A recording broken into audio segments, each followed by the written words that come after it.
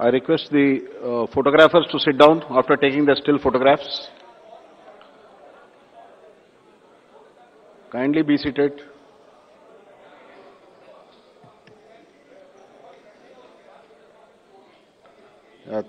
Thank you.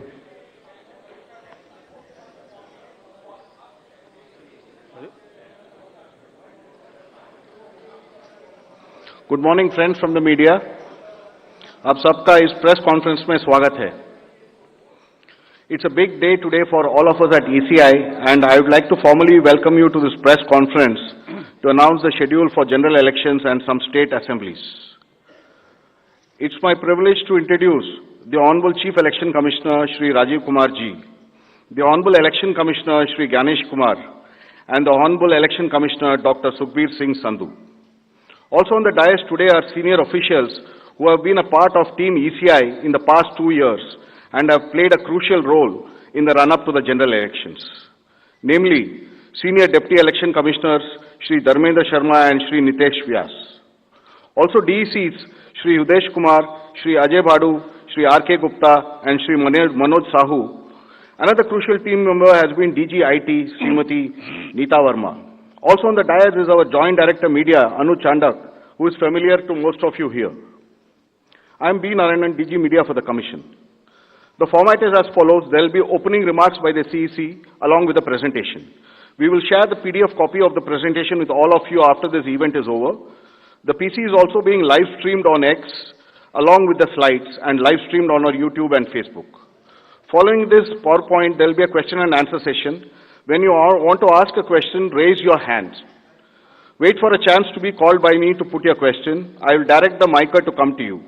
When it's your turn, introduce yourself and your organization and then ask your question. I request you to be brief and ask only one question at a time. Please keep your mobiles on silent mode. Sir, I request you to deliver your opening remarks. Thank you. Thank you, Mr. Narayanan. Good afternoon, friends. My recently joined distinguished colleagues, let me introduce you to them. Shri Ganesh Kumar ji on my right and on your left, and Shri Sukhbir Singh Sandhu ji on my left. Senior officials from Election Commission of India, friends from media, और विभिन्न संचार माध्यमों से जुड़े हुए देश के मतदाता, आप सबको सबसे पहले अभिनंदन, नमस्कार. आप सभी का इस प्रेस कॉन्फ्रेंस में स्वागत है. As you see, our team is now complete. All three of us are here and we are fully prepared. So now our request is to all the voters to get inked. Please, the entire team in the ECI is ready to ink the voters. Please join us. I think this is the most awaited press conference in this part of the year. We address you at a precious moment when we as a nation are set to reiterate our pledge to electoral democracy, when Indians will together express their will once again. This is a historic opportunity for all of us. By the way, this year also marks a pivotal moment in the global landscape of democracies. 2024 is a year of elections across the world. Over 5 dozen nations and people will vote across the hemispheres, across the date lines. However, India's elections have been like a pole star, both for its quantity and quality, and I'll elaborate it in detail in this conference. दुनिया के सबसे बड़े और सबसे जीवंत लोकतंत्र के रूप में भारत पर सभी का ध्यान केंद्रित रहता है. जहां चुनाव एक त्योहार है जिसमें लोकतंत्र के रंग उभरते हैं और देश के सभी हिस्से उसमें समावेश होते हैं. चुनाव का पर्व, देश का गर्व. Let me say in the very beginning that it is our promise to deliver a national election in a manner that we add to our global shine and remain a beacon for electoral democracies across the world. We are committed to give the nation a truly festive democratic environment. Friends, the term of 17th Lok Sabha is due to expire on 16th June 24. The term of legislative assemblies of Andhra Pradesh, Odisha, Arunachal, Sikkim are also due to expire in June 24. Jammu Kashmir assembly में भी चुनाव due हैं. We in the Commission understand with all humility at our command, that every election is a new test and failure is not an option. The entire election machinery has been trained on all aspects of election management. I had myself personally interacted with over 800 district magistrates across the length and breadth of the country. We have interacted with the SPs, DMs, commissioners, range IGs, political parties, enforcement agencies in Delhi and also while visiting the states. और पूरी states में इन सबके साथ समीक्षा करने के दौरान और उसके बाद हमें ये विश्वास है कि हम एक यादगार, स्वतंत्र, निष्पक्ष चुनाव एक पर्व के रूप में सबकी भागीदारी के साथ सुनिश्चित कराएंगे. Before I share the schedule, मैं आपको बताना चाहता हूं कि भौगोलिक, सांस्कृतिक, सामाजिक रूप से विविध इतने बड़े देश में चुनाव कराने के लिए हमने अपने आप को कैसे ओवर द 2 इयर्स पीरियड तैयार किया है. दुनिया के सबसे बड़े लोकतंत्र के चुनावों में लॉजिस्टिक्स और मटेरियल प्रबंधन ही अपने आप में एक बहुत बड़ी चुनौती है. तो let us show you what is the magnitude by which we are doing this elections. We have 97 crore registered voters, more than the combined voters of a few continents put together, America, Europe, Australia, many put together. Over 10.5 lakh polling stations, and कितने लोग उसको conduct करते हैं? 1.5 crore polling officials and security officials conduct those elections. More than 55 lakh EVMs, 4 lakh vehicles, और अब तक हम क्या कर चुके हैं? 17 general elections to the parliament, 400 से ज्यादा असेंबली इलेक्शंस कर चुके हैं. ये इलेक्शन कमीशन का एक लीगेसी है. 16 presidential elections, 16 vice presidential elections, A truly gold standard. It's a gold standard in the entire election management. Friends, there is a qualitative leapfrog which Commission is ensuring, which would be shown by the outcomes of the 11 state elections which we have held recently. पिछले 1.25 साल के अंदर में 11 elections state assemblies के देश में हुए हैं. और आज जो हम नए 2024 में जा रहे हैं, तो इस दृढ़ता के साथ जा रहे हैं कि जो उनके आउटकम्स हैं वो आपको दिखा रहे हैं. पहले वो पीसफुल हुए, वायलेंस फ्री हुए. जो इसमें से 1-2 स्टेट में वायलेंस होती थी, वहां भी वायलेंस नहीं हुई. नियर जीरो रूपोल्स, और कैंपेनिंग जो क्लटर है, जो नॉइज है, जो कैंपेन के दौरान होती है पॉलिटिकल पार्टीज की, उसमें भी घटित देखने को मिली. कोर्ट केसेस रिड्यूस हुए. कोर्ट की टिप्पणियां जो अनावश्यक या हमारे ऊपर में होती थी वो कम हुई. सीजर्स बढ़े और फेक न्यूज पर एक एक्शन लेने का जो तरीका था वो बहुत बढ़ा. तो लास्ट 2 इयर्स में इसको और रोबस्ट करने के लिए हमने क्या क्या किया है, ये हम आपको आज दिखाएंगे, और उसको कैसे बेहतर करेंगे ये भी दिखाएंगे. हम कहां पहुंचना चाहते हैं, इस इलेक्शन को किस तरीके से डिलीवर करना चाहते हैं, ये भी आपको लास्ट स्लाइड में दिखाएंगे.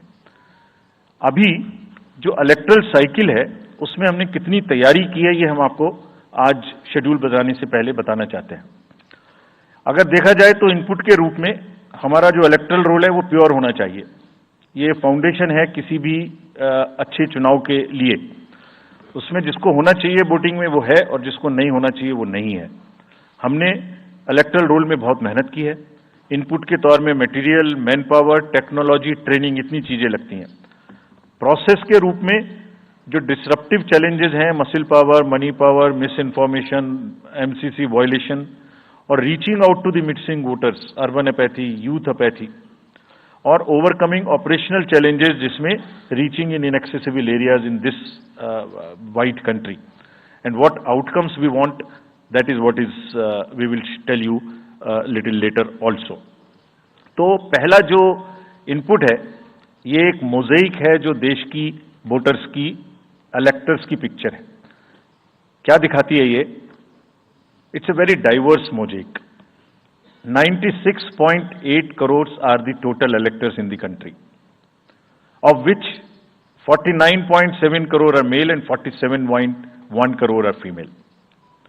और जो यंग वोटर्स हैं, बहुत मेहनत की हमने पिछले साल में, वो 1.82 करोड़ फर्स्ट टाइम वोटर्स इस बार इन चुनावों में वोट देने के लिए हमारे इलेक्टोरल रोल्स में हैं।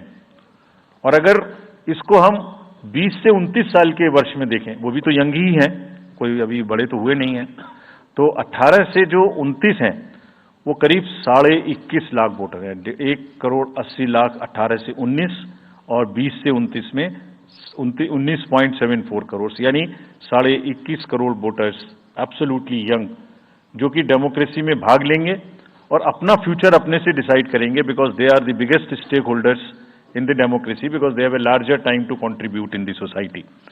अगर हम देखें तो बहुत इंक्लूसिव करने के लिए there are 88.4 lakh persons with disabilities who are part of our voter list. We have made a special effort कि जितने हमारे मतदाता हैं उस तरह के उनको हम अपने इलेक्टोरल रोल में लेके आए।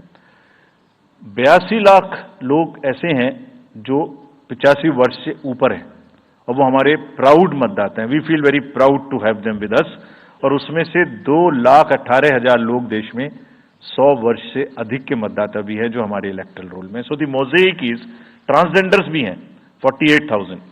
तो मोज़ेक इज लाइक 18 से 19, 20 से 28, 85 transgenders, person with disabilities, and in the entire country, length and breadth of the country. इस रिगरस जो प्रोसीजर है, इसको बनाने में कितनी मेहनत लगती है, ये मैं दिखाना चाहता हूं कि हर स्टेज पे इलेक्टोरल रोल के प्रिपरेशन करते समय पॉलिटिकल पार्टीज को इन्वॉल्व किया जाता है, ताकि कोई हमसे ये ना प्रश्न कहे कि आपने अपने से इलेक्टोरल रोल बनाया और हमें बताया भी नहीं।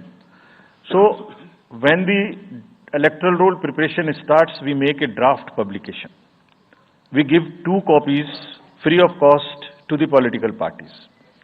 उसके बाद जितने फॉर्म 6, फॉर्म 7, फॉर्म 8, नया नाम जुड़ने के, डिलीशन के, मॉडिफिकेशन के, मेरा नाम घर बदल गया, वो सब की कॉपी हम शेयर करते हैं, उसके मिनट्स बनाते हैं। और इस बार हमने और जोर दिया कि बूथ लेवल एजेंट्स अगर पॉलिटिकल पार्टी हमारे BLOs के साथ लगाना चाहें तो लगाएं। और across the length and breadth of the country, all the district magistrates, we are absolutely confident that silently we were working. सबने पॉलिटिकल पार्टीज के साथ में हर डिस्ट्रिक्ट में कम से कम 1, 2, 3 मीटिंग्स की हैं, उनको सारे ड्राफ्ट रोल्स दिखाए हैं, दिखाने के बाद जितने ऑब्जेक्शंस हैं वो उनको पूरा किया है और उसके मिनट्स बना के रखे हैं।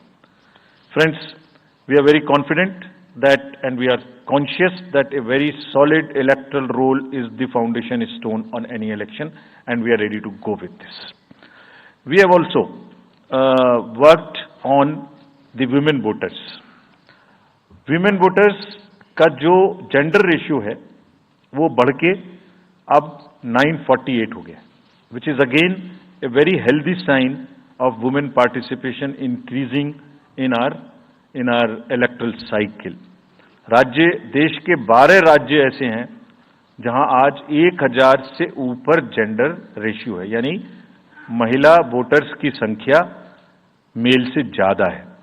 और जैसे मैंने अभी आपको बताया था कि 1.89 नए वोटर्स हमने जुड़े हैं, उनमें से 18 से 19 में 85 लाख हमारी लड़कियां हैं, फीमेल वोटर्स हैं। So they are going side by side, and this is again a very healthy sign that women are also equally participating in our election. और जैसे women participation है, ऐसे ही youth participation is another area which the commission is very conscious and commission is also consistently focusing on. 13 से जो 1.8 करोड़ मैंने आपको बताया, 19 crore voters 20 से 19, और जिस किसी की भी उम्र 1 जनवरी 2024 को 18 साल नहीं हुई थी, उसका भी नाम हमने एडवांस में एप्लीकेशन में लिया, जो 2024 के किसी भी समय में जिनकी उम्र 18 साल होने वाली है. And you would be happy to note that out of 13.4 lakh advance applications which have come to us, around 5 to 6 lakhs are such who will complete the age of 18 by 1st of April 2024. और वो भी हमारे voter उस समय तक बन जाएंगे. यानी the roll would be as much updated on 1st of April कि कोई भी छूटे नहीं. नेशनल आइकन्स को बड़ी संख्या में हमने यूथ को अपने साथ जोड़ने के लिए इस कार्य में लगाया है. हमें विश्वास है कि यूथ न सिर्फ वोट करेंगे बल्कि हमारे एम्बेसडर्स भी बनेंगे. जो इन्फ्लुएंसर्स हैं वो भी हमारे साथ जुड़ेंगे. वो अपने साथ यूथ एक के साथ अपने 10 दोस्तों को भी लेके आएंगे. और इस बार हम कन्विंस्ड हैं अपने डिफरेंट आउटरीच एक्टिविटीज की वजह से कि वो हमारे साथ ज्यादा से ज्यादा जुड़ेंगे. फ्रेंड्स, जब हम वोटर्स को अपने बूथ पे बुला रहे हैं तो हमारी ये भी ड्यूटी बनती है कि हम अपने बूथ को बहुत अच्छे से उनके लिए तैयार करके रखें. कैसे तैयार करें? हर बूथ पे पीने का पानी होगा, टॉयलेट होगा, मेल एंड फीमेल अलग, साइनेज होगा, पर्सन्स विद डिसेबिलिटी के लिए रैंप होगा, एक व्हील चेयर होगी, हेल्प डेस्क होगी, वोटर फैसिलिटेशन सेंटर होगा और शेड भी होगा, सफिशिएंट लाइट भी होगी. यानी minimum basic facilities would be available at all the polling stations. और these polling stations will be set up across the length and breadth. उत्तर में हिमालय की बर्फीली चोटियां हों या दक्षिण में कन्याकुमारी का समुद्र तट, पश्चिम में राजस्थान के रेगिस्तान से लेके अरुणाचल के जंगल और मेघालय के वेटेस्ट रीजन. इलेक्शन कमीशन देश के हर कोने में प्रजातंत्र को मजबूत बनाने के लिए अपने पोलिंग स्टेशन, अपने पर्सनल को लेके जाएगा. And we will take democracy to every corner of the country. We are sure that we would make it a very overwhelming experience for our voters. And then the voters delight. Polling station इस तरीके के मिलने चाहिए जिसमें ये सभी चीजें आपको मिलें. Then how would we ensure that it is also inclusive? Inclusive in the sense 85 plus जितने वोटर्स हैं उनके हम घर जाके वोट लेने के लिए तैयार हैं. नॉमिनेशन से पहले सबके घर में हम फॉर्म 12D पहुंचाएंगे. देश के कुछ हिस्से में घर से वोटिंग हो चुकी है असेंबली इलेक्शंस में, कुछ राज्यों में अभी नहीं हुई है. अब इस बार पूरे देश में पहली बार ये व्यवस्था एक साथ लागू होगी कि जो 85 वर्ष से ऊपर के मतदाता हैं, जो पर्सन्स विद डिसेबिलिटी हैं, 40 इयर्स एंड 40% से ज्यादा की जिनको डिसेबिलिटी है, वो सब के पास हम फॉर्म पहुंचाएंगे. अगर वो ये ऑप्ट करेंगे कि वो बूथ पर नहीं आना चाहते, घर से करना चाहते, तो हम घर में जाएंगे, एक आदमी का वोट लेने घर में जाएंगे. हालांकि हमारा तजुर्बा यह है कि ज्यादातर लोग उस एज के बूथ पर आना चाहते हैं because they have consistently been part of our democracy. उनको वॉलंटियर्स और व्हील चेयर की सुविधा वहां उपलब्ध रहेगी. नाउ जब ये बूथ बनाए तो हमने अपने पर्सनल को, जो टीम्स हैं, उनको बहुत अच्छे से ट्रेन करके तैयार किया है.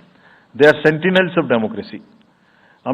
हमारे जितने एम्प्लॉयज हैं वो सब तैयार रहेंगे इस बात के लिए कि that wherever it takes they will walk an extra mile so that voters don't have to mile. पहाड़ के बर्फ में भी जाएंगे, जंगल में भी जाएंगे, नदी में भी जाएंगे, घोड़े पर भी जाएंगे, काठ के ब्रिज पर भी जाएंगे, हेलीकॉप्टर से भी जाएंगे, हाथी से भी जाएंगे, बर्फ में भी चलेंगे, म्यूल से भी जाएंगे. सिर्फ हर जगह पहुंचेंगे इसलिए ताकि वोटर अपना वोट दे सकें. मैं इसी क्रम में आगे थोड़ी अर्बन एपैथी की भी बात करूंगा. हम इतनी जब मेहनत करते हैं जाने में, हम देखते हैं जहां घर के नीचे बूथ है वहां पे बहुत सारे लोग वोट देने नहीं आते. ये उनके लिए भी एक उदाहरण है कि वो ये समझें कि वोट देना कितना जरूरी है. अगर हम 10 लोगों के लिए, 5 लोगों के लिए बूथ बना के इतनी मेहनत से जा सकते हैं, तो आप घर के नीचे उतर के जो 2 किलोमीटर के रेडियस में आपके पास बूथ है उसमें वोट देने जरूर आए. Friends, we are also very conscious about the sustainable elections as our responsibility towards the environment. तो environmentally sustainable elections हों, इसके लिए भी हमने डायरेक्शंस अपने इलेक्शन मशीनरी को दी है। वेस्ट मैनेजमेंट किसी भी पोलिंग स्टेशन पे पोलिंग के बाद में दिखाई नहीं देना चाहिए।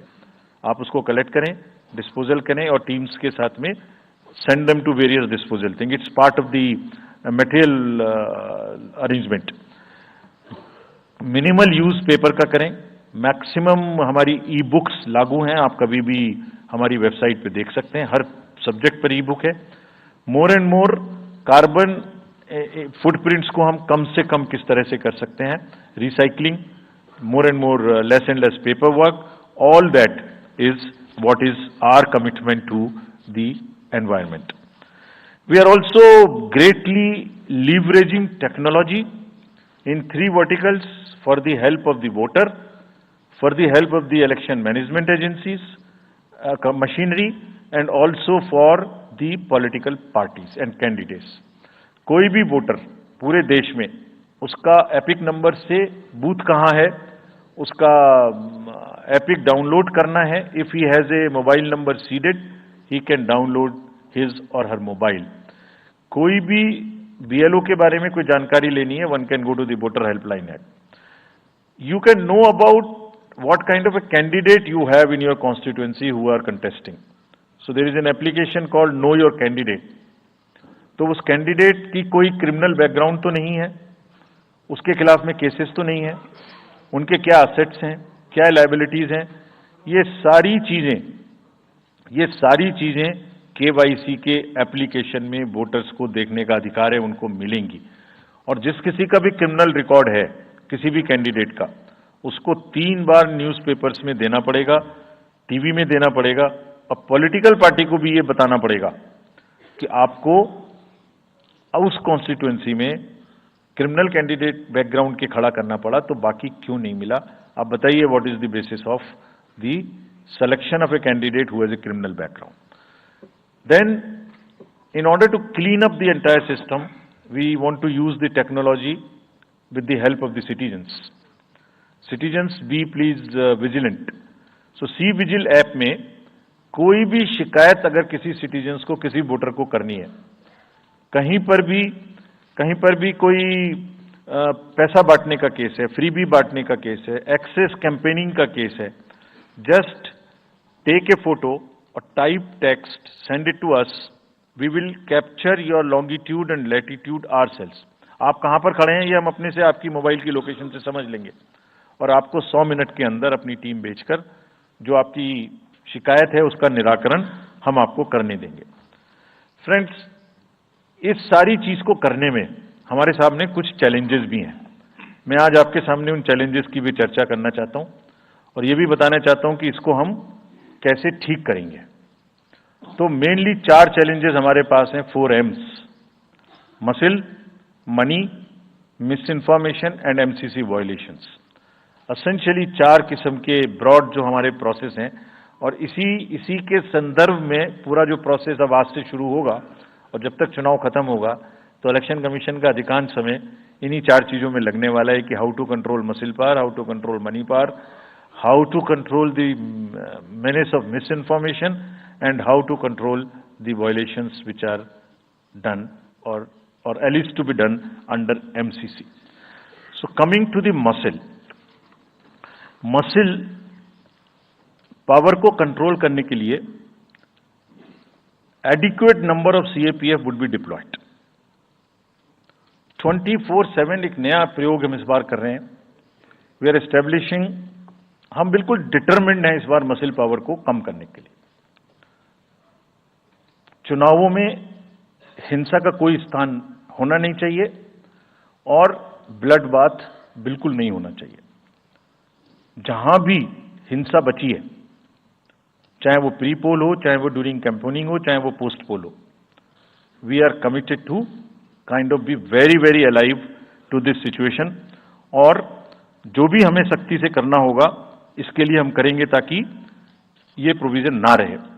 हर डिस्ट्रिक्ट में एक कंट्रोल रूम बनाया गया है, जो दिन उसमें 5 किस्म के फीड्स होंगे: TV, social media, webcasting which is on the booths, 1950 की लाइन जिससे शिकायत आती है, एंड ग्रीवेंसेस पोर्टल।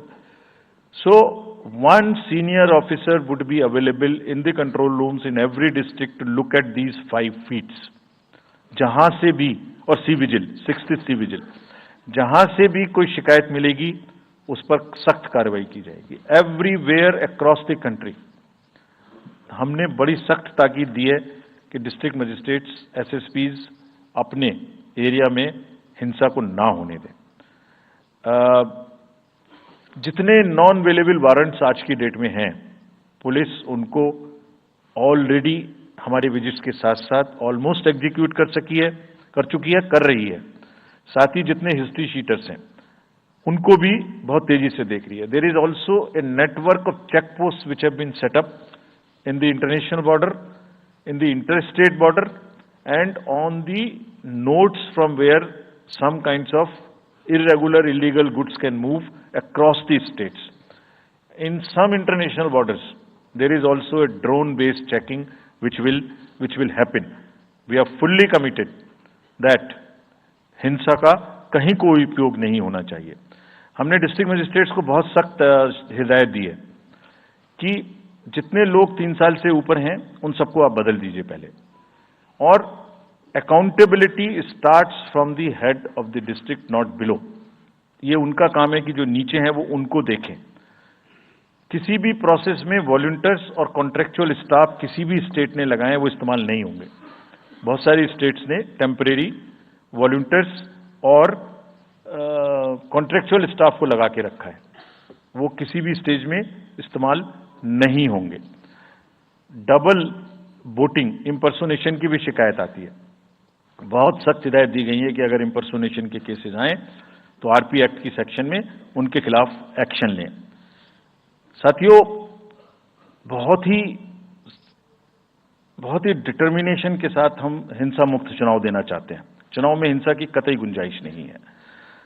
राष्ट्रपति महात्मा गांधी जी ने कहा था, मैं हिंसा का विरोध करता हूं क्योंकि उससे पाया हुआ समाधान बहुत कम वक्त के लिए होता है और उससे पैदा हुई नफरत हमेशा के लिए।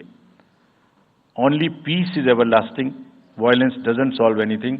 We will request everyone, all political parties, all candidates, that they must be very cautious of this point. We'll be ruthless if anywhere the violence happens.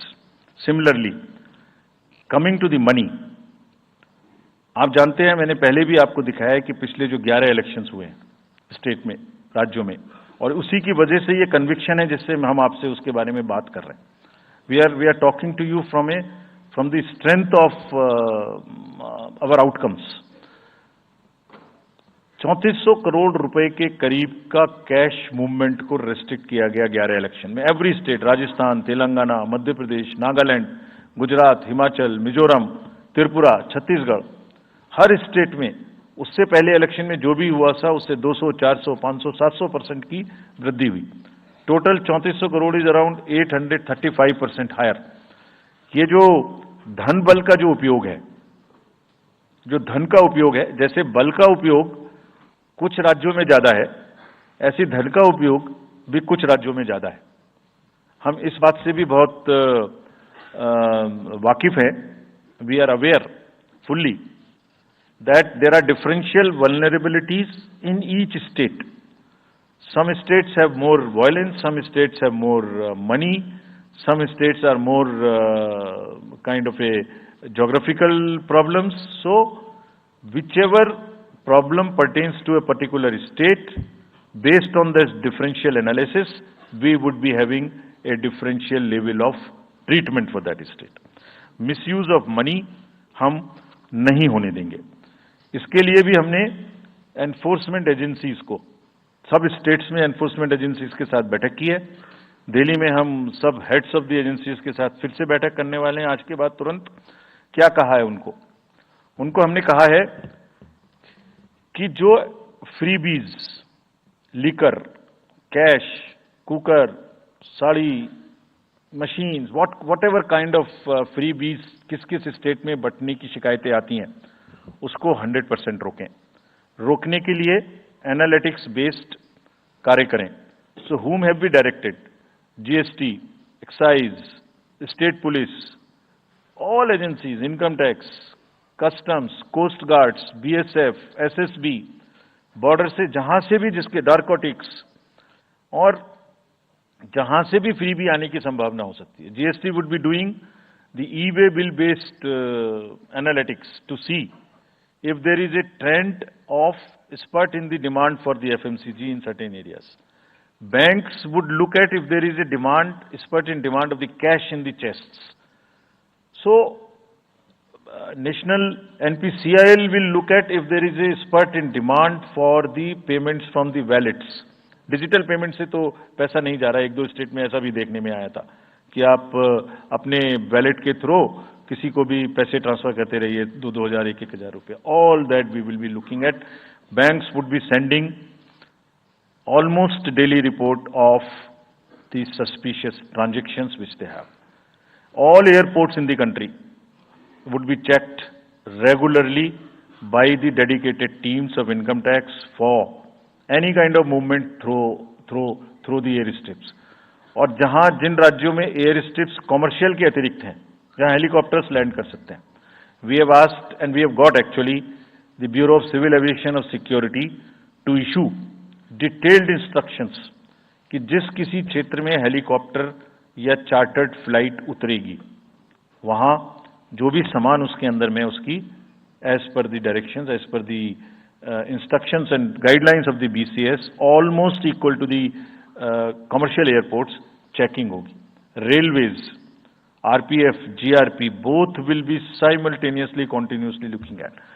Roads. So, cash or money, जो भी धन बल का दुरुपयोग करना चाहेंगे, political finance in any case is a thing which is in news these days. So this is our effort to add to that thing so that there are much more cleaner elections. Coming to the third M, which is the misinformation. This also troubles us a lot during the elections. While we are conscious of two facts, that the social media helps us in taking out our outreach programs. जितना हम youth, women, voters को अपने पास लाने की कोशिश करते हैं, उस मीडियम को यूज करते हैं.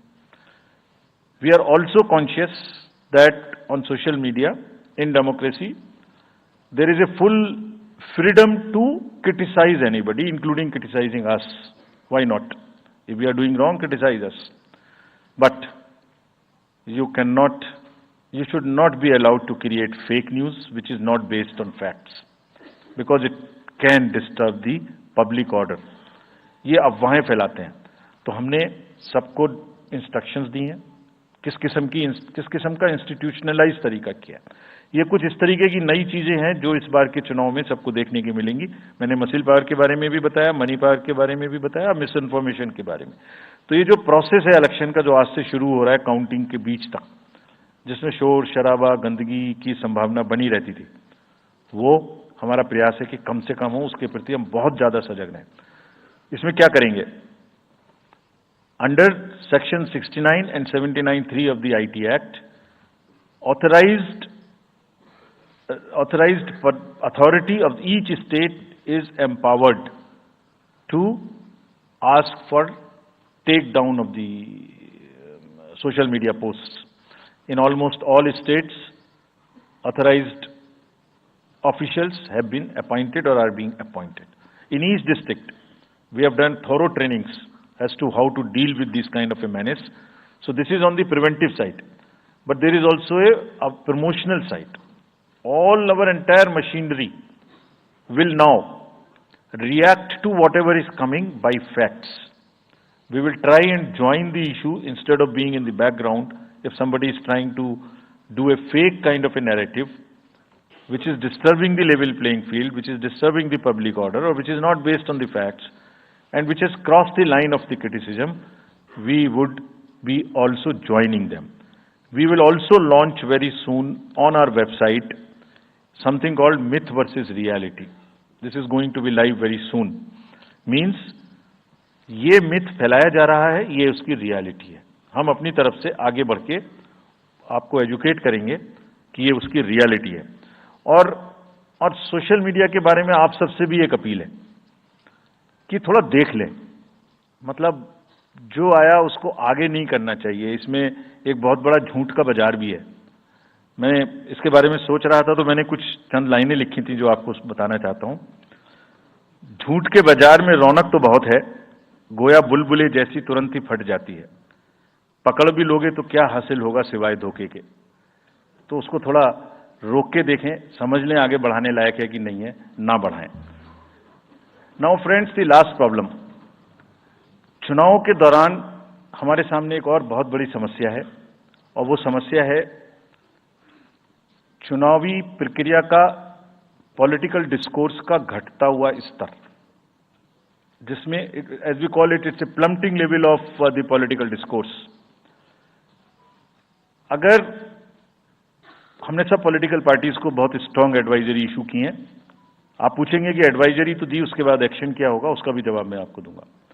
एडवाइजरी इशू की हैं, जो भी पिछले 11-12 इलेक्शंस में, एक्चुअली जो पिछले 5 साल में जितने भी एमसीसी के वायलेशंस होते रहे, उसको हमने इकट्ठा करके एक फाइनल एडवाइजरी दी है before the 24th। So this is how we have set our grounds, and what we have done in that, we have set, we are putting political parties on notice. Means we have asked political parties to give copy of our guidelines to each star campaigner. Political parties के जितने भी बड़े नेतागण star campaigners हैं जो campaigning करेंगे, उनके व्यक्तिगत नोटिस में हमारी गाइडलाइंस ले आइए। ये जिम्मेदारी हमने पॉलिटिकल पार्टीज को दी है। So now what is happening, we have put them on notice and we will presume knowledge of the guidelines. These are the two fundamental changes which we have made silently. People were asking, you issued so many notices last time, did nothing. We left it at that. That was a moral censor. Now we will go beyond.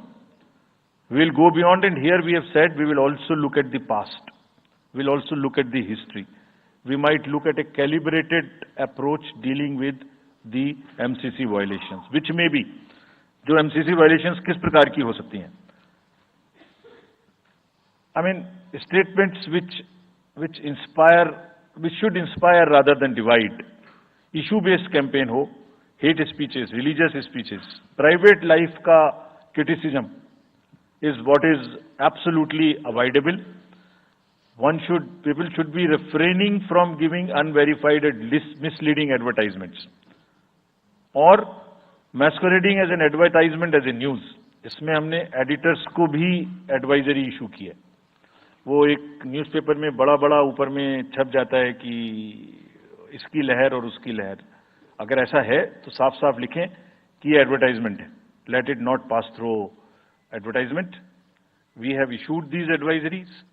Now the time is during this election to go beyond advisories, take concrete action, for which in the advisories there are relevant sections of the acts which are also inbuilt. So notice is there, knowledge is there, sections are there. So please, our request is कि campaigning के दौरान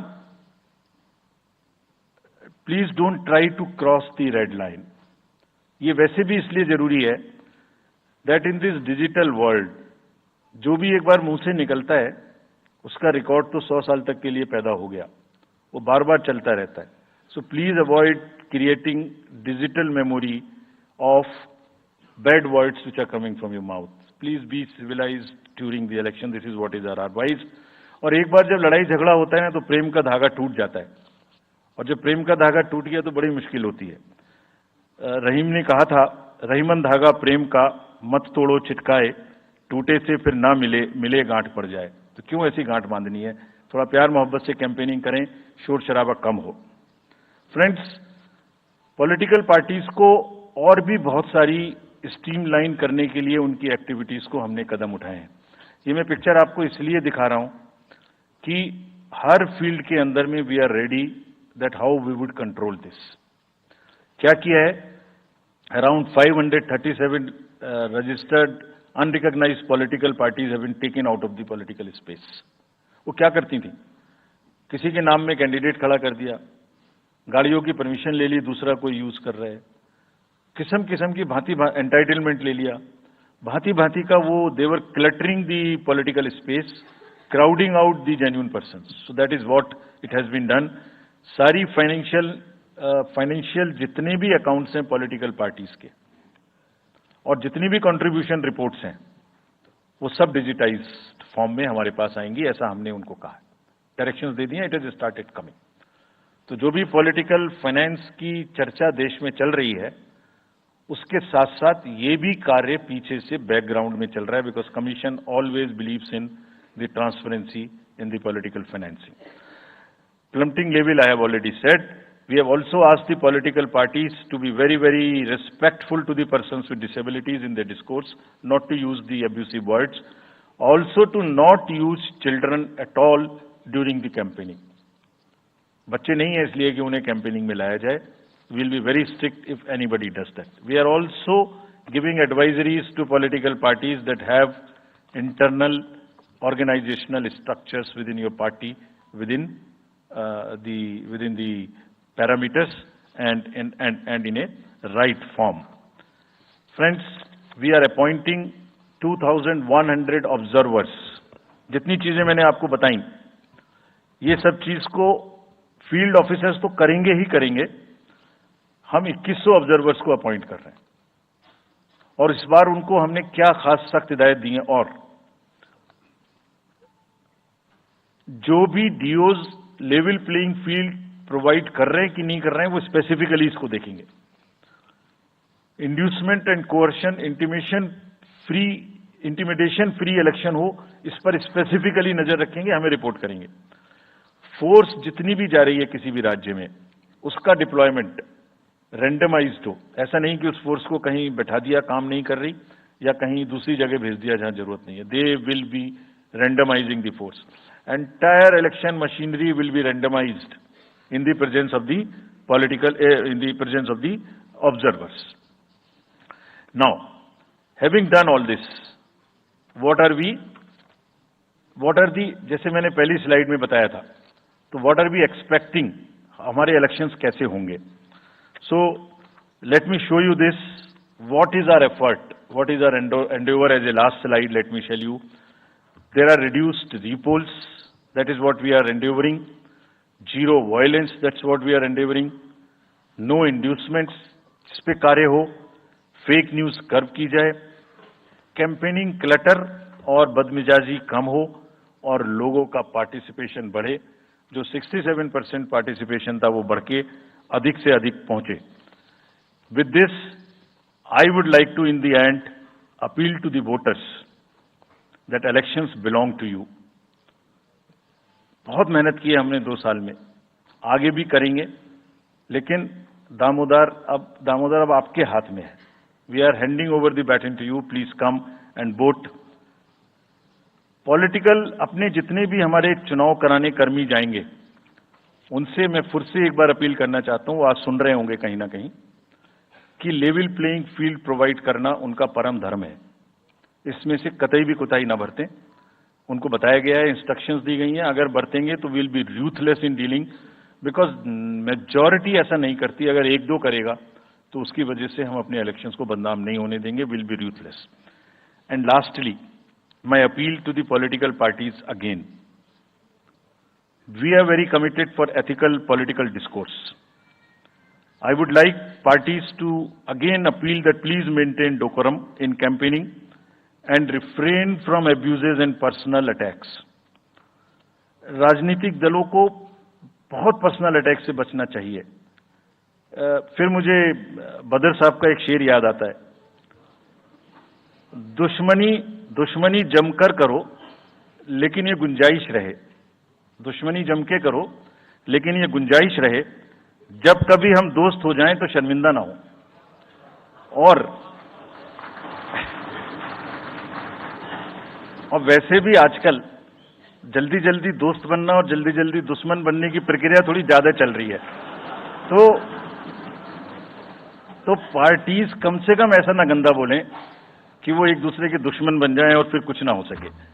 with this I would once again thank all the press media who have come here. Very sincerely, this is what I have seen in now 3.5 years. You are our natural allies, you are eyes and ears, हमारा कोई criticism होता है आप करते हैं, हम अपनी बात कहते हैं आप करते हैं। आप ही के थ्रू हम वोटर्स पे पहुंच सकते हैं। प्लीज वोटर्स तक हमारी बात पहुंचाइए, उनको बाहर निकलवाइए। ये सारी स्लाइड्स, सारा प्रेजेंटेशन आपको अभी तुरंत इसी माध्यम से हमारी वेबसाइट पे मिल जाएगा। Download, use it in your stories. कुछ और चाहिए तो हमें बताइए, हम देंगे। Now I come to the schedule which you were waiting. And I hope I didn't delay it. I have not bored you by what I said. So now we'll be announcing schedule in 3 phases. First, for the by-elections. There are 26 assembly constituencies in the country जहां by-poll होना अभी है due. Bihar, Gujarat, Haryana, Jharkhand, Maharashtra, Tripura, Uttar Pradesh, waste Bengal, Telangana, Himachal Pradesh, Rajasthan, Karnataka, Tamil Nadu, इन सब राज्यों में by elections होना due है। आज तक की जितनी भी वैकेंसी थी बाई इलेक्शंस की, 26 की 26 हम पूरी कर रहे हैं, ताकि हमारे खाते में कोई भी वैकेंसी ना रहे। और ये उसी फेज में होंगी जिस फेज में पार्लियामेंट्री इलेक्शन उस पर्टिकुलर इलाके में हो रहा है। वो कब हो रहा है वो मैं आपको जब फेज आएंगी तो उसमें दिखा दूंगा। But all the 26 assembly constituencies will go to the by poll, so that during this election itself we can complete this entire process. अगर आपने नोट कर लिया हो तो now I come to the assembly elections. साथियों, 4 राज्यों में assembly elections, जैसे मैंने बताया था, जून में खत्म हो रहे हैं।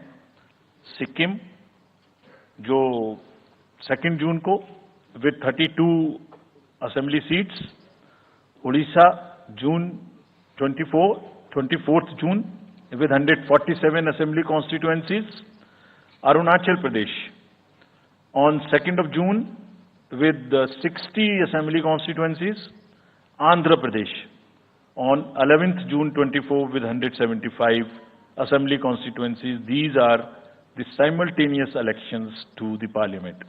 They will be held simultaneously. They will also be held in the same phase where the parliament elections will be held.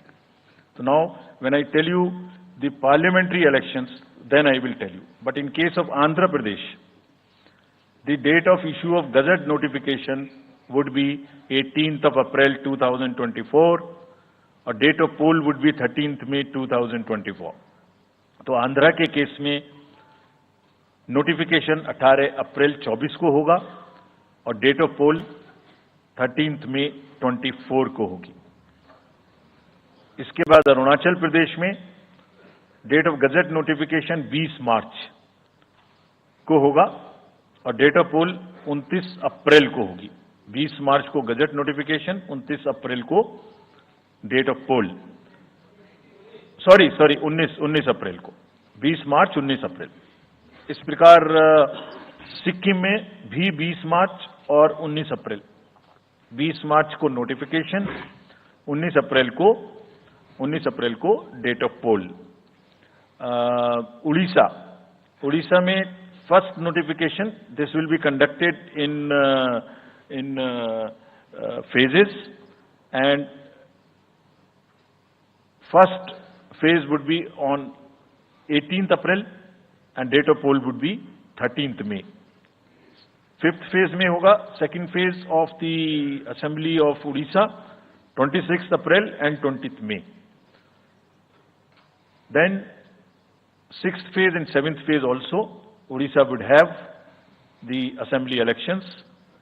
6th phase being on 29th April and 25th May elections. ये सब आपके साथ में हम अभी share कर रहे हैं ताकि आपको लिखने में, रिपोर्ट करने में इसको आसानी हो। Coming to the general elections to the Lok Sabha, जो विश्व का सबसे बड़ा लोकतांत्रिक त्योहार है, सबसे बड़ा लोकतांत्रिक त्योहार, biggest. 543 parliamentary constituencies, of which 84 are reserved for SCs and 47 are reserved for STs. तो इस 543 पार्लियामेंट्री कॉन्स्टिट्यूएंसीज के महा त्योहार में शेड्यूल बताने से पहले सभी वोटर्स का फिर से हाथ जोड़ के आग्रह, अनुरोध, गुजारिश that please join for the voting, come on the day of voting, छुट्टी मनाने ना जाएं, जरूर आ जाएं। Schedule of the Lok Sabha poll, phase 1, we'll do it in 7 phases, as was done last time. 7 phases. Phase 1 will start from 20th March notification, 5 days from now. And last date of withdrawal would be 30th March and date of poll would be 19th of April. इसमें phase 1 का schedule एक दिन से हमें 2 बार करना पड़ रहा है, फिर बिहार के लिए वहां एक फेस्टिवल है, तो नोटिफिकेशन की डेट सेम है, लेकिन बस लास्ट डेट ऑफ विड्रॉल हमें 30 मार्च की जगह 2 अप्रैल सिर्फ बिहार की फर्स्ट फेज के लिए करनी पड़ रही है, क्योंकि वहां त्योहार है। और 19 अप्रैल को यहां वोटिंग होगी और पूरी कंट्री में 4 जून को काउंटिंग होगी। So phase 1, this will look like this. ये मैप भी हम आपको प्रोवाइड कर देंगे अभी। ये जो येलो पोर्शन है ये ऐसा दिखाई देगा। तो इसमें जो फेज 1 का जो मैप है, इसमें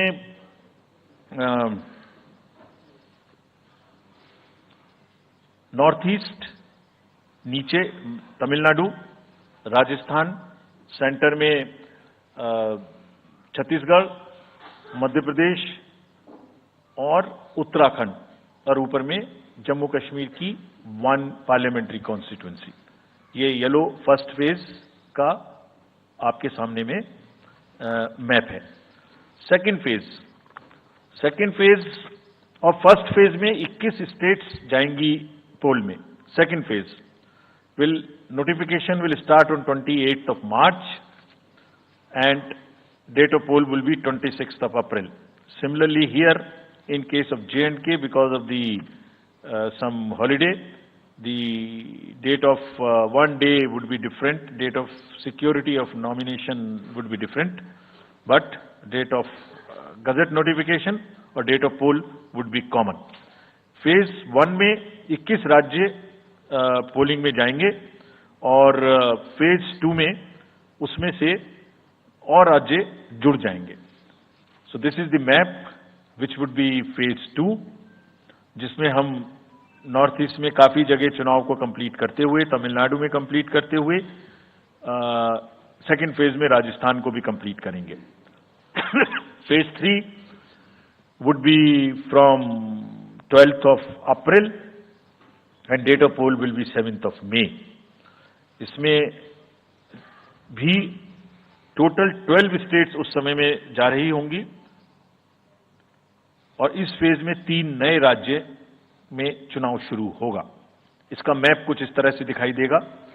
राजस्थान हम कवर कर चुके होंगे, तमिलनाडु कवर कर चुके होंगे, केरला कवर कर चुके होंगे, गुजरात इसमें कवर कर लेंगे, नॉर्थ ईस्ट पूरा कवर कर चुके होंगे और हम नए राज्यों को मिला के 3 इसमें नए राज्य भी जुड़ेंगे।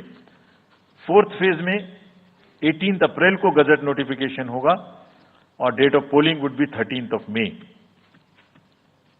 Date of counting in the entire country would be 4th of June for all by-elections, for the assembly elections, for the parliamentary elections. इसका मैप कुछ इस तरह का दिखाई देगा। इस समय तक हम इसमें Telangana, Andhra, Orissa would start, and by that time, other than that, entire South India would be complete, entire Western India would be complete, North East would be complete. और फिफ्थ फेज 26 अप्रैल से शुरू होगी और 20 मई तक चलेगी। 20 मई तक डेट ऑफ पोल होगी, बीच में नॉमिनेशन, स्क्रूटनी और विड्रॉल की डेट्स रहेंगी। Counting of course is 4th of June. It will look like this, which is in front of you, and phase 5 में 49 constituencies will be going to the poll. Phase 6 में 57 constituencies will go to the poll, starting from the gazette notification on 29th of April and finishing on 25th of May 2024. इसका map कुछ इस तरह का दिखाई देगा कि मोस्टली यूपी, बिहार, बंगाल, उड़ीसा और साथ में कुछ नॉर्थ का पोर्शन चालू रहेगा।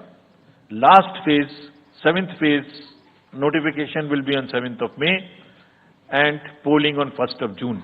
So last polling would be on 1st of June and counting on 4th, and इस फेज में पूरा पंजाब, हरियाणा भी शामिल रहेगा, Bengal, Bihar, Orissa. This is how the map will look. Yellow denotes the first phase and accordingly the legends are given. We will share this map also with you, ताकि आप इसे अपने साथ रख सकें, इसके हिसाब से देख सकें. ये भी कोशिश की है हमने, और अगर पूरी फेज वाइज हम पिक्चर दें, ये भी एक अच्छी स्नैपशॉट है, जिसमें फेज 1 में 102 कॉन्स्टिट्यूएंसीज, फेज 2 में 89, फेज 3 में 94, फेज 4 में 96, 49, 57, 57. So we'll start with the 102, the largest, slowly come down and finish northeast, move up from the south and finish the western area. तो इसमें वेदर और हर चीज का ध्यान रखते हुए काफी सोचने के बाद ये शेड्यूल बनाया गया है. विद दिस, जो single phase, single poll date है वो 22 स्टेट में होगी. 2 राज्य 4 बार में जाएंगे, कर्नाटका, राजस्थान, त्रिपुरा, मणिपुर. 3 फेज में 2 जाएंगे, छत्तीसगढ़ एंड असम. 4 फेज में 3 जाएंगे, उड़ीसा, मध्य प्रदेश, झारखंड. 5 फेज में 2 जाएंगे, महाराष्ट्र एंड जम्मू कश्मीर. जम्मू कश्मीर की हर पार्लियामेंट्री कॉन्स्टिट्यूएंसी के लिए 1 फेज होगी. और 7 फेज में 3 जाएंगे, Uttar Pradesh, Bihar and West Bengal. With this friends, I end my address and thank you very much. Thank you, sir, for those detailed remarks. Please hold on. So, you raise your hands, हाथ खड़ा कर दीजिए, माइकर्स आपके पास आएंगे. तो we will start with you in the first row. Where are the micers? आप आइए, इनको दे दीजिए. जो CC sir will take 4-5 questions at one time. So after that we'll take the next person. Yeah. Sir, मैं मोहित दुबे हूँ news nation से. Sir, मेरा सवाल ये है कि आपने 7 चरणों में मतदान ये करवाया है. बहुत बड़ी चुनौती है क्योंकि दुनिया का सबसे बड़ा लोकतंत्र हिंदुस्तान है. अपोजिशन पार्टियां जो है ये आरोप लगा रही हैं कि 7 चरणों में क्या जरूरत है और इसकी वजह से सत्ताधारी दल को फायदा होता है. और छोटा सा सवाल सर एक और है कि ईवीएम को लेके लगातार अपोजिशन धरना दे रहा है, सवाल उठा रहा है.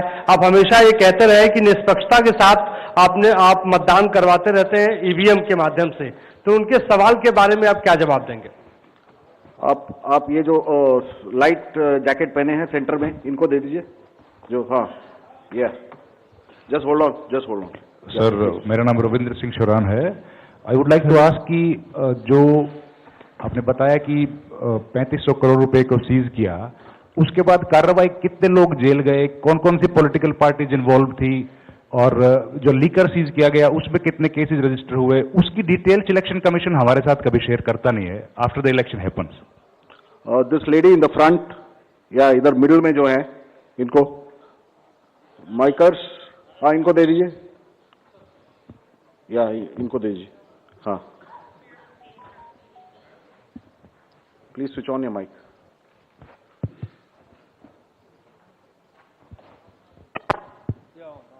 Great. Samir Hussain from BBC News. This is an incredible feat to try and get every person who's eligible to vote. I'm wondering how much money is being spent, and in addition, what is the biggest concern in terms of these elections? Okay. The lady in the 4th row over there with that black dress, उनको दे दीजिए. माइकर्स middle में, हाँ उनको जो बीच में है वो lady जो है, हाँ, give it to. Yes, switch on your mic.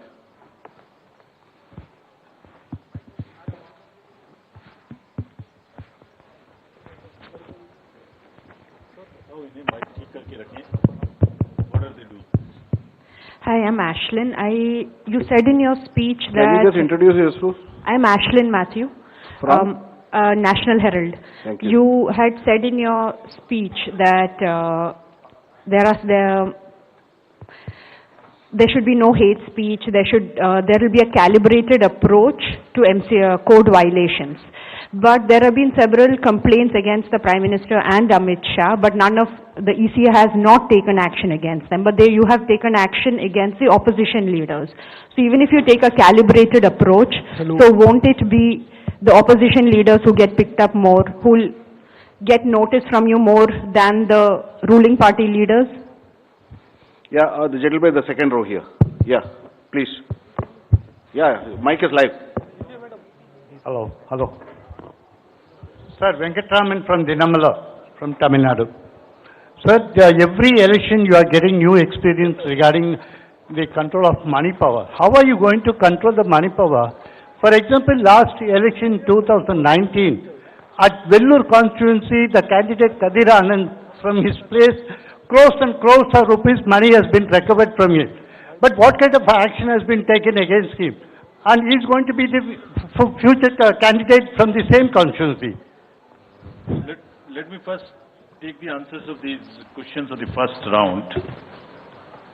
First question ये था कि 7 फेज में इलेक्शन क्यों, और अपोजिशन पार्टीज का ये आरोप है कि 7 फेज में होने से लेवल प्लेइंग फील्ड डिस्टर्ब होती है, किसी को फायदा होता है।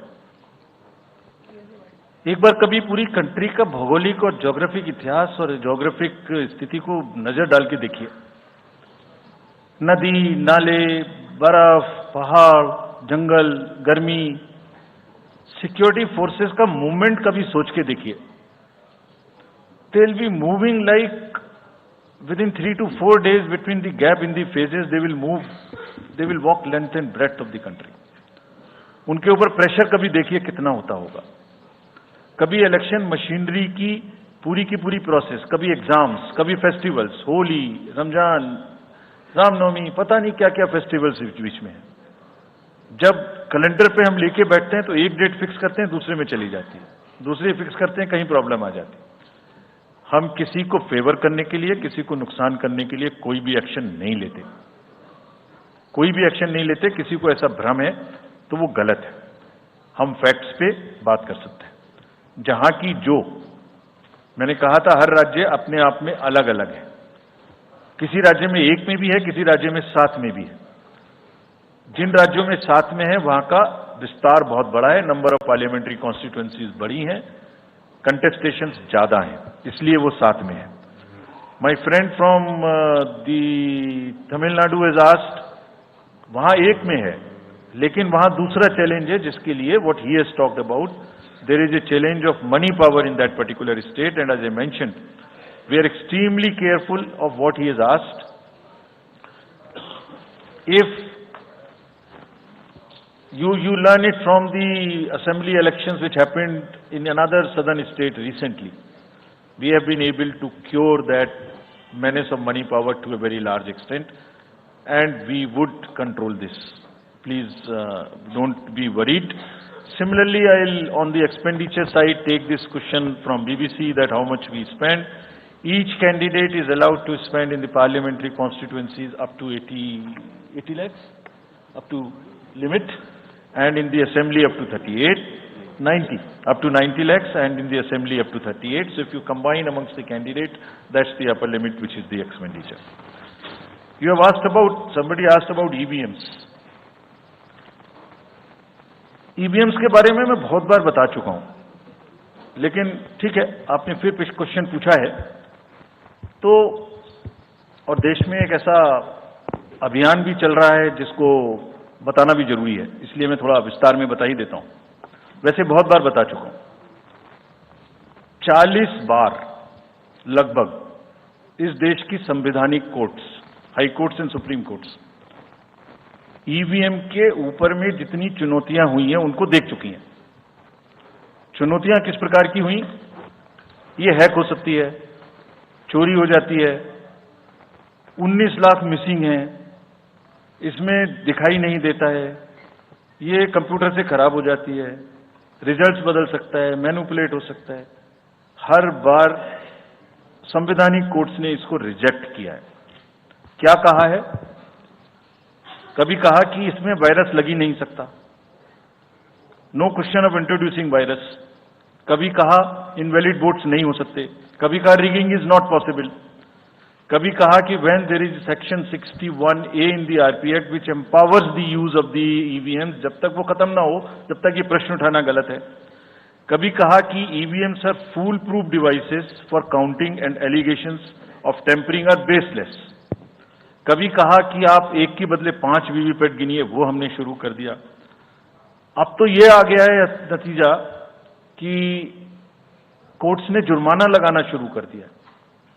दिल्ली हाई कोर्ट ने मिस्चीवियस कहते हुए 10,000 रुपए का जुर्माना लगाया। फिर माननीय उच्चतम न्यायालय ने 50,000 रुपए का जुर्माना लगाया। अभी फिर रिसेंटली माननीय उच्चतम न्यायालय ने एक पिटीशन खत्म की है। कितनी बार सुनेंगे? क्यों बार बार वही बिलाप करना है? कोई चीजें तो हमसे पूछिए। हैक नहीं हो सकती, किसी सूरत में नहीं हो सकती, एंड जो परिणाम आते हैं वही प्रमाण है। बार बार परिणाम आते हैं। कोई भी ईवीएम लेके बैठ जाता है सोशल मीडिया पे, वो डिब्बा लेके एक बैठ जाता है। और आजकल एक नया ट्रेंड शुरू हुआ है, वो थोड़ा सा एक्सपर्ट भी बन जाता है। आजकल 1-2 एक्सपर्ट भी चल रहे हैं सोशल मीडिया पे। वो कहाँ की डिग्री है, कहाँ के एक्सपर्ट हैं, थोड़ा देखना भी चाहिए। वो बताते हैं कि ये डिब्बा है, वो टूल बॉक्स जैसा डिब्बा होता है, उसके अंदर में क्या है पता नहीं है। उसमें से एक गत्ते के डिब्बे में से एक स्लिप भी निकलती है। वो धरना भी हो जाता है कि ये स्लिप बदल गई, मैंने यहां बटन दबाया था और यहां ही गलत निकल गई। भाई आपने क्या दबाया था, किसी को बताया था क्या? क्या निकला, किसी को बताया था क्या? अरे संविधान कोर्ट्स कह रही हैं। अच्छा, जितनी बार हमसे आप पूछेंगे उतनी बार हम उसका एक क्वेश्चन लेके आपको FAQs में डाल देंगे। 100+ क्वेश्चन हैं। और भाई political parties have come into existence because of the EVMs. There are many smaller political parties which in the age of the ballot papers might have not come into the existence. It was the fairness and the political parties know in the heart of their hearts. सब EVMs का 3-3 बार mock poll होता है, candidates के सामने में होता है। फिर भी अगर कुछ आप किताब लाए हैं, किसी के पास है क्या? एक हमने किताब भी बनाई है, एक जितने लीगल केसेस 40 केस, देखिए these are 40 cases on EVM. इसमें FAQ भी है, आप सब लीजिए इस किताब को हमसे। इसमें FAQ भी है और इसमें फ्लो चार्ट्स भी हैं। देखिए हमारी वेबसाइट पे है ये, थोड़ा पढ़ने का तो कष्ट करिए, खासतौर से जो एक्सपर्ट महोदय हैं। वो बहुत सारे एक्सपर्ट्स हैं यहाँ, मतलब कंट्री में कोई भी बन जाता है, किसी पे कोई रोक नहीं है। हमने इसमें चार्ट भी लगाया है कि कितनी बार सत्ता में रहने वाली पार्टियां ईवीएम ने बदल दी। तो मुझे भी ईवीएम पे फिर मैं रात सोच रहा था ये प्रश्न तो आएगा जरूर, तो फिर रात को मैंने कुछ लिखा अपने हाथ से, वो फिर आपको सुनाता हूं। अधूरी हसरतों का इल्जाम, अधूरी हसरतों का इल्जाम हर बार हम पर लगाना ठीक नहीं। ये ईवीएम कह रही है, मैं नहीं कह रहा हूं। अधूरी हसरतों का इल्जाम हर बार हम पे लगाना ठीक नहीं। वफा खुद से नहीं होती, खता ईवीएम की कहते हो। और बाद में गोया जब परिणाम आता है तो उस पर कायम भी नहीं रहते, आप ही के पक्ष में रिजल्ट आ जाता है। ये क्या बात है भाई? कितने दिन? EVMs are 100% safe, 100% sure. We know now. In last 2 years, again, we have done large number of improvements. एक EVM की नंबर जो भी किस बूथ पे जाएगी वो कैंडिडेट को दिया जाएगा, इसलिए इसमें कोई प्रॉब्लम नहीं है। Now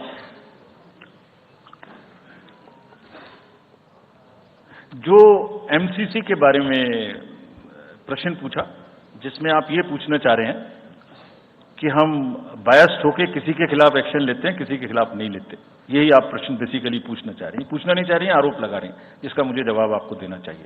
correct, very right, you have a question right to ask. आप पिछले 8, 10, 11 इलेक्शंस की सारे आरोप जितने हमारे पास आए हैं वो सबको एक बार पढ़िए।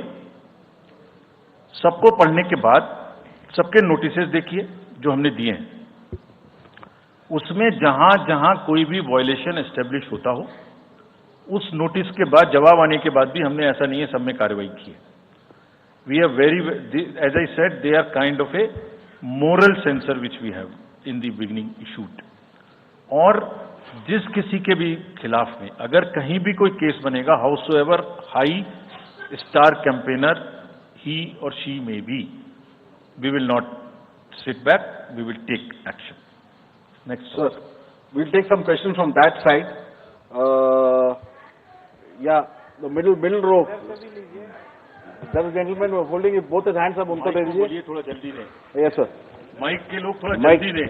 थोड़ा माइक जरा जल्दी दीजिए, वो सेंट्रल रो में है, वो हाथ जी। उठा रहे हैं वो। जी मैं आशीष हूँ अमर उजाला डिजिटल से। मेरा सवाल है सर, जो आपने अभी 4M की बात की थी, उसके लिए क्या कोई एडिशनल डिप्लॉयमेंट आपने किया है? अगर किया है तो वो क्या है sir? Just yeah, give it to him there. Yeah, please. Yeah. मैं राजस्थान पत्रिका से नवनीत मिश्रा हूं। अभी इलेक्टोरल बॉन्ड पे जिस तरीके से घमासान मचा हुआ है और सुप्रीम कोर्ट ने भी उस सिस्टम को खत्म कर दिया है, और जो चुनावी चंदे की जो पारदर्शिता की बातें होती है, तो उसके लिए वो सिस्टम लाया गया था। तो आयोग का अगला कदम क्या होगा, क्योंकि इसके बाद से कैश की चुनौती है वो बढ़ेगी चुनाव में। Sir, Sunil Prabhu from NDTV. Just two, three points, because you just now made a comment that every EVM has a number, and your own commission had asked for a totalizer. That totalizer has not happened because, if you wanted in the essence of free and fair election, then you should not be identified. The others, you said disclose. In the interest of the general public, and now we can't get from Mr. Arun Goel because he hasn't, only cited personal reasons. In the best interest of the commission, would you be able to disclose what exactly happened? Why did Mr. Arun Goel, who worked with you and sadly is not here today in this entire process, if you can come clean about what exactly happened, what were the differences that led to his sudden and abrupt exit? That's Ravi Tripathi, DD News. Go over there. Yeah. Sir, मैं रवि त्रिपाठी हूँ जी news से। मेरा सवाल ये है कि एक तो सीट के नंबर जो सर आपने दिए हैं वो 543 के बजाय 544 हो रहे हैं काउंट करने पर, ऐसा क्यों है? ये एक तो जानकारी। और दूसरा कि मॉडल कोड ऑफ कंडक्ट का जो सवाल खड़ा किया हमारे किसी दोस्त ने, कि बार बार विपक्ष ये सवाल खड़ा करता है, तो पिछली बार उन्होंने नाम दिया कि मोदी कोड ऑफ कंडक्ट, जिसमें मोदी के खिलाफ आप सॉफ्ट होते हैं और राहुल गांधी के खिलाफ आप ज्यादा एक्शन लेते हैं। ऐसा क्यों होता है? ऐसा आरोप क्यों लगता है चुनाव आयोग? Gentleman next to you. Yeah. Sir, Neeraj हूँ न्यूज 18 इंडिया से। सर, पहले तो चुनाव आयोग को बहुत बहुत बधाई कि आप लोग पूरी कंप्लीट टीम हो गए हैं, दोनों चुनाव आयुक्तों को, और इस बड़ी प्रेस कॉन्फ्रेंस के माध्यम से हम लोग का वास्ता हो रहा है। हमारा सवाल ये है कि ये तो हमें अंदाजा था कि जम्मू और कश्मीर में विधानसभा के चुनाव नहीं होंगे इस बार, लेकिन ऐसा क्यों किया है? हालांकि आपके पास वक्त है, कोर्ट ने भी आपको वक्त दिया है। जम्मू कश्मीर में विधानसभा चुनाव न कराए जाने की क्या वजहें हैं? Yeah, the gentleman. Yeah, do it. Yes. Sir, my name is T.N. Ashok. I used to be former editor of PTI. I also write a lot of political articles from New York. So I just wanted to know, I was just following the Federal Election Commission of the US, which publishes on its website the amount of money raised by presidential candidates. Like, say, it has just come out only yesterday. Biden has raised about $106 million. Trump has raised $88 million. Nikki Haley has raised about $48 million, and Vivek Ramaswamy has raised about $24 million.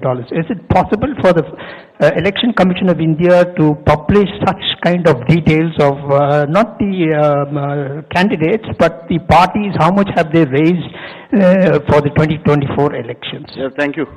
CC will take questions. Now let me answer these questions first. Very critical, very important questions. What are in everybody's discussion during this time, and it is necessary that one clears the stand on that. So first of all, I must congratulate that you have calculated it's 544, not 543. I never guessed that anybody would so quickly calculate this.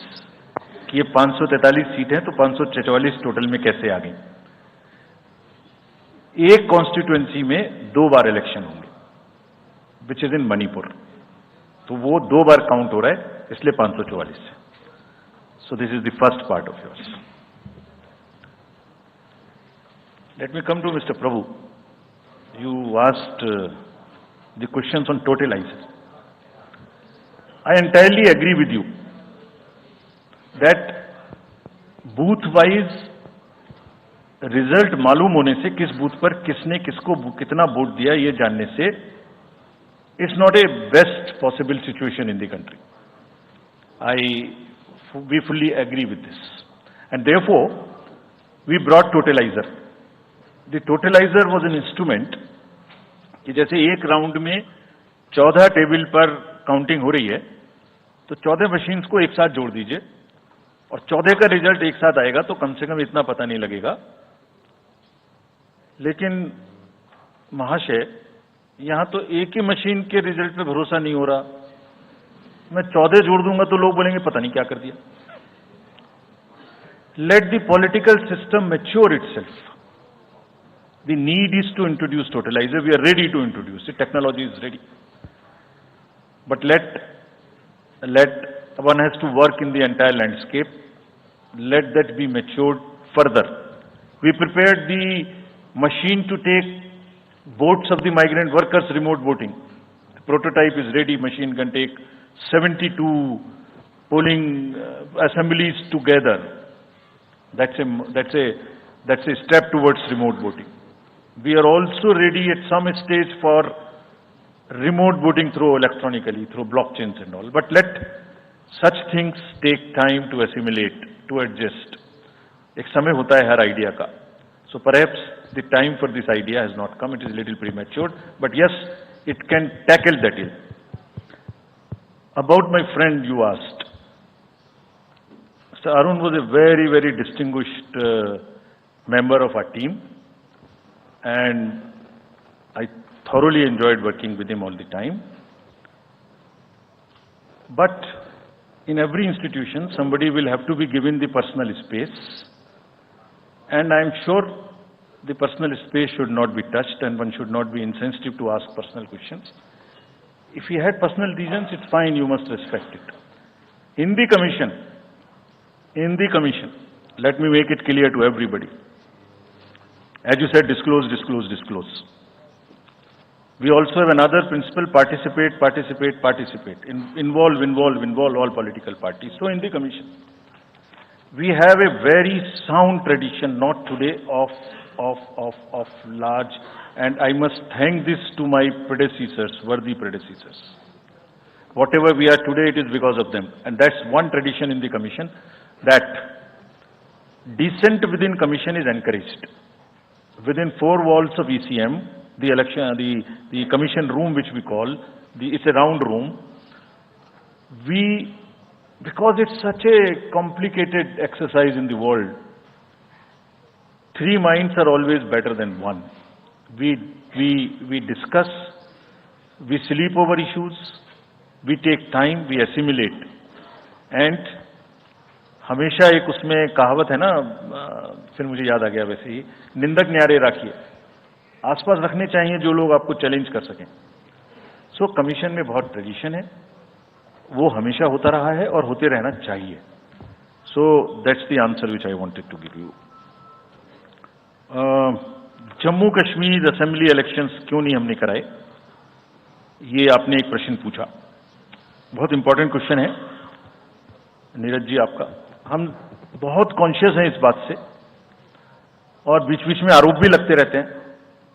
हम वहां गए थे तब भी हमसे लोगों ने कहा कि हमें तो सुप्रीम कोर्ट जाना पड़ा आपसे क्या आपको कहलवाने के लिए कि इलेक्शन कराइए, और आप क्यों नहीं कर रहे हैं. तो पहली बात, आपने इतने समय से क्यों नहीं किया. तो पहली बात मैं सबके सामने ये इसको स्पष्ट करना चाहता हूं कि Jammu and Kashmir reorganisation act was passed in 2019. ये सबको विदित है कि 2019 में Jammu Kashmir reorganisation act pass हुआ. उसमें जम्मू कश्मीर की असेंबली में 107 सीटों का प्रावधान किया गया. उस 107 में से 24 सीटें रिजर्व थी पाक ऑक्यूपाइड जेएनके की, बची 83 में से 7 रिजर्व थी एससी के लिए और एसटी के लिए कोई रिजर्वेशन नहीं था, राइट। 2022 में उसके बाद डिलिमिटेशन कमीशन आया और उसकी रिपोर्ट्स को एक्सेप्ट करके नोटिफाई किया गया। उसने इन सीटों की संख्या में परिवर्तन कर दिया, तो another act change this number of seats. क्या हो गया, 107 से बढ़ के 114 हो गई, 24 उसमें पाक ऑक्यूपाइड जेके की रही, 90 बची, तो 83 से बढ़ के 90 हो गई और 9 सीट एसटी के लिए रिजर्व कर दी गई। ये नया फीचर क्रिएट हो गया। और साथ ही साथ 2 सीट माइग्रेंट्स के लिए रिजर्व कर दी गई, जिसमें से 1 वुमेन की थी। और उसके बाद 1 सीट का नॉमिनेशन अलाउ किया गया, जो कि पीओके से डिस्प्लेस्ड लोग जो इंडिया में हैं उनके लिए वो रिजर्व की जाएगी। और ये सारे, जिसका मतलब Reorganization Act and Delimitation Act were not in sync, and therefore there was no occasion for the Commission to conduct the election till that happens. When did that happen? That happened in December 2023 by amendment in the J&K Reorganization Act. तो हमारा metre कब से चालू हुआ है? दिसंबर 2023 से metre चालू हुआ है चुनाव कराने का। असेंबली और पार्लियामेंट में चुनाव कराने के लिए हम जेएनके के सभी पॉलिटिकल पार्टीज ने हमसे कहा, ऑल, कि आप हमारा चुनाव पार्लियामेंट के साथ करेंगे। वी रेस्पेक्ट दैट और हम समझते हैं ये हमारी ड्यूटी है, हम उसे कराएं। सारी एडमिनिस्ट्रेटिव मशीनरी ने टुगेदर एक स्वर कहा कि सर हम एक साथ नहीं करा सकते। हमने पूछा क्यों, तो उनका आंसर था कि जब असेंबली कॉन्स्टिट्यूएंसी के चुनाव साथ साथ में होंगे तो एक असेंबली में लगभग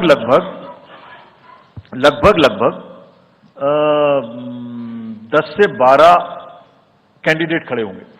सो 90 इंटू 12 करीब 1000 कैंडिडेट हो गए। और जेएंडके में सिक्योरिटी की वजह से हर कैंडिडेट को कम से कम 2 सेक्शन फोर्स प्रोवाइड करनी पड़ती है। 2 सेक्शन फोर्स का मतलब हो गया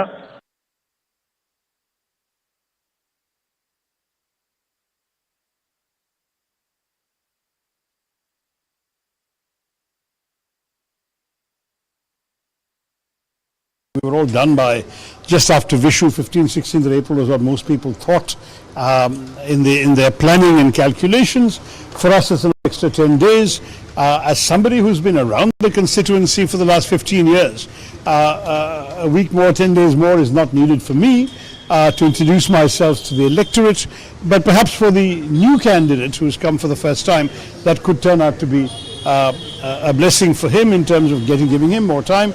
On the flip side, on the other hand, it gives the voters more time to realize what he stands for and what his party stands for. So these things cut both ways. I'm not going to be reading too much into the date. It was a point of information we all needed to make our plans for. But I don't think we're going to change anything. My Parliament convention, the traditional nominating convention we have here, is still scheduled for the 19th of March, and we'll go ahead with that. Then we have the 7 assembly conventions in the following week. And all those will happen, and we'll spend, of course, pretty much.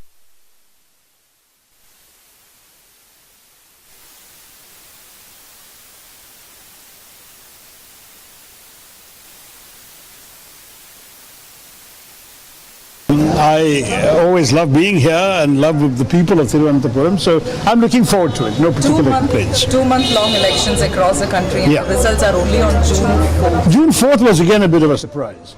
I had understood that because last time the results came on the 18th of May, and I think all the, if I remember correctly, all the parliamentarians assembled and were sworn in sometime around the late 20s of May. It was certainly in May. I can't remember the exact date.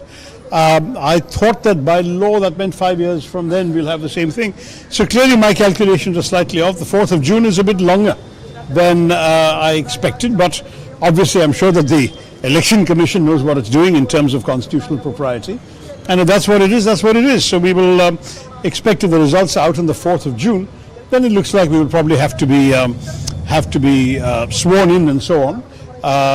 After that, 10 days usually they give people to come to Delhi for the swearing in and so on. So everything is going to be a little later than we have been accustomed to. I've been accustomed to in my last 3 elections.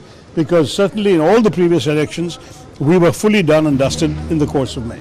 Elderly people have a chance to opt for home. Yeah, I was wondering if my mother might be one of the early beneficiaries of this new policy. She is one of those who's over 85 and is therefore theoretically allowed to vote from home, though we haven't yet understood exactly how that works.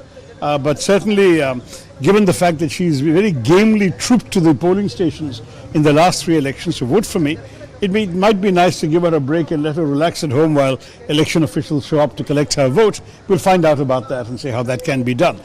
To my mind, that's one innovation that has aroused my curiosity. Otherwise, everything the Chief Election Commissioner said is standard fare, as far as I can tell. And I am assuming that we'll all be in a position to face elections in the same sort of spirit. What is extremely important, I think, is to underscore his message that we should conduct civilized, decent competition. There should be no hate speech. There should be no defamation, no unnecessary maligning of people. It should be about issues, principles, stands, ideology. That's what elections are all about. And I certainly hope very much that that's how we will do it here in Kerala. Political finance is genuinely a problem. The longer the election, the more money you need to spend. I didn't hear, or maybe I didn't tune in quickly enough to find out whether they have raised the limit. Last time it was 70 lakhs for the legal expense account that we can open. I didn't wait because I knew you guys were waiting here, so I came out. But my own view is that that is an important thing for us to know, whether there will be a slight increase.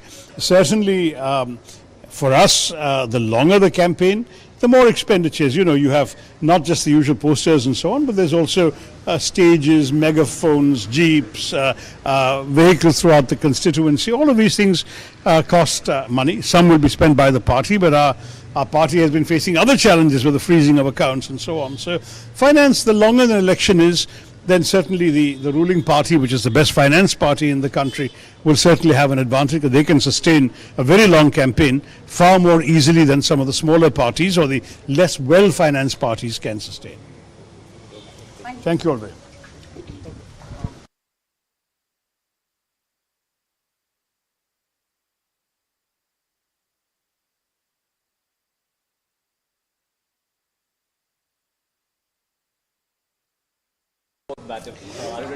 Yeah, I mean, I'm as ready as I'm going to be. I think, the fact is we probably thought it might be about 10 days sooner, but to be honest, 26 doesn't make very much difference.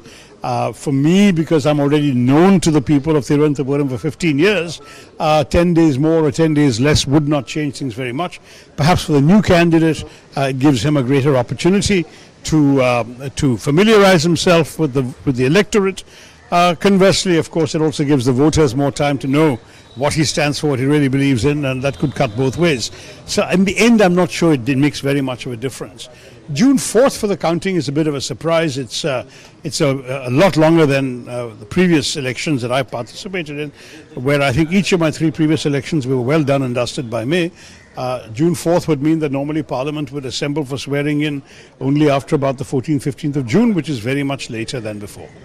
So what of the political finance? I think that is the thing that the Congress is looking forward. Look, on the political finance issue, there's no question that longer campaigns are easier for the well-financed ruling party because they have the money to sustain a very lengthy campaign, whereas for some of the smaller parties and the less well-financed parties, and Congress sadly is one of them, we will have a challenge to be able to maintain the pace for a longer duration, especially when some of our accounts have been frozen and all this is going on. So I do want to say that I think that is a challenge, but I'm very confident that the people of India who want to see a change will support us in our efforts to get our message across.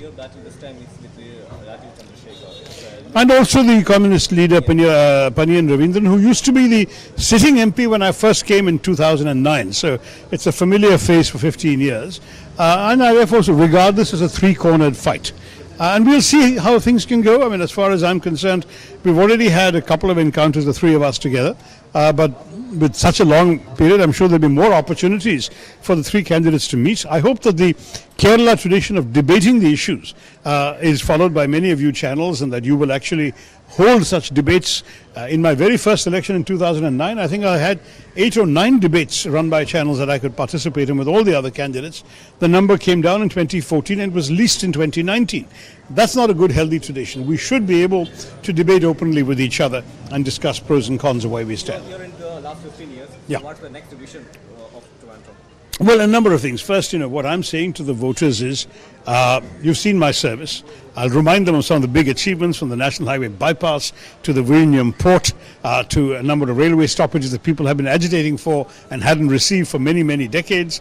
The kind of services I did to expand the Technopark and bring new international companies into it, and indeed my own role in bringing totally my role in bringing the UAE consulate and the Sri Lankan honorary consulate both to Thiruvananthapuram, which has enhanced the internationalization of the city. All of these are big headline items that I've done. There's also a lot of local services that people are aware of over these years. So first message is, you've got an MP who cares, you've got an MP who has been there, who's been responsive, who's done work, and all of this will continue if you want me to do it. Second message is, what is the politics behind the election? This is an election about the future of India. What kind of India do you want to leave behind to your children? What kind of India do you want to live in? And the very strong message I've been giving people is, look, if the BJP comes back yet again, they have a vision of India which is, frankly, very bluntly, one language, one nation, one religion, one leader, one party. That's the kind of, and one election as well, they're now saying. That's going to be their approach. Whereas ours is one of inclusion, of celebrating diversity and pluralism, and all the wonderful characteristics that we in Kerala have got used to and love so much. So to my view, people in Kerala will have to decide for themselves, who do they want to see running this India? And this is frankly the main question before the electorate all the time. And they know that I have been a voice for all these qualities of India's diversity and pluralism in Parliament and outside Parliament, on national and international stages. And if they want my voice to speak for them, this is their chance to put me there. You tell about the development and your voice, but the opposition leaders and the other candidates are saying you did nothing to this. Well, that's why I released a 68-page report today in both Malayalam and English, so they can read in whichever they can understand, and they can understand for themselves that what they're saying is absolutely without any basis. Frankly, it's also an insult to the voters of Thiruvananthapuram. Because if I had really done nothing, do you think the voters are so foolish that they would have brought me back for a record 15 years? We all know no MP has ever served in Thiruvananthapuram for so long. And the reason it's happened is because the voters have seen and liked what I'm doing. So it's a bit of insulting to the voters to say I've done nothing, because then they wouldn't have put me back here. As a CWC member, I'm asking, so what's the figure of the Congress in this election? No, we don't actually sit around behaving like astrologers. I think we expect and intend to form the government